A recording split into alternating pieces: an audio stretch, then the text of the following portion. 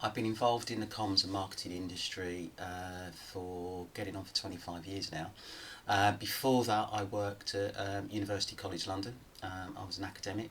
I decided to make the move into the commercial world for a number of reasons, really. One was the speed of change outside of academia. And the second really was to be involved in what I saw at the time as a more vibrant field. So it's been a long time and a very interesting time as well. As just mentioned, I worked at UCL before moving into the commercial world, and my first job in sort of comms and marketing was with a business called the Research Business International, and I worked in the brand development department there. And it was a great experience. I worked with many leading brands, and I worked with people who were experts in what they do, particularly around branding, communication, and positioning. I then moved on to a company that used to be called SPA, and then changed its name to Future Thinking. And I was MD there for a while. In total, I worked there for about 10 years. And again, a wonderful experience working with some amazing clients across sectors. So, anything from media right the way through to FMCG.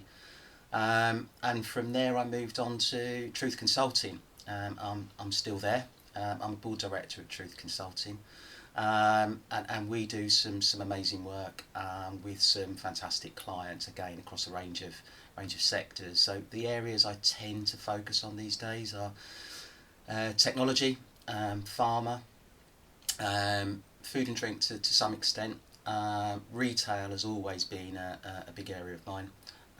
So I continue to do those, to work in those sectors. Probably the project that I remember most, and has had the greatest impact on me as a person, has been the work that I did actually last year for Philips in the US on black employment, both within Philips and the wider sector for professionals in the US. And it involved talking with black people across the States virtually, so it was during COVID.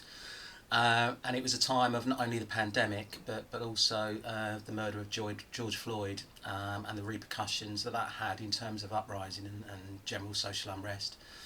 And what struck me profoundly was the strength and the humility, but also the desire of those people that I talked with to continue to try to make a difference, and to soldier on and be brave, and also forgiveness. And I think all of those qualities had a quite profound impact on how I thought, and also what I've decided to do since then, importantly.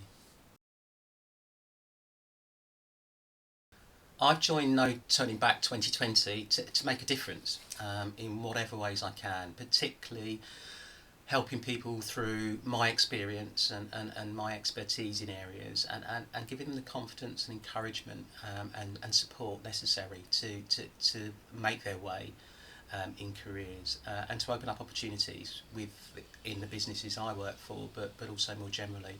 And I think back about what I would have wanted and needed, when I was 18, 19, mid 20s, that kind of thing, was precisely that, to someone who wanted to reach out and say, look, I've been able to achieve certain things, this is what I can give back to you.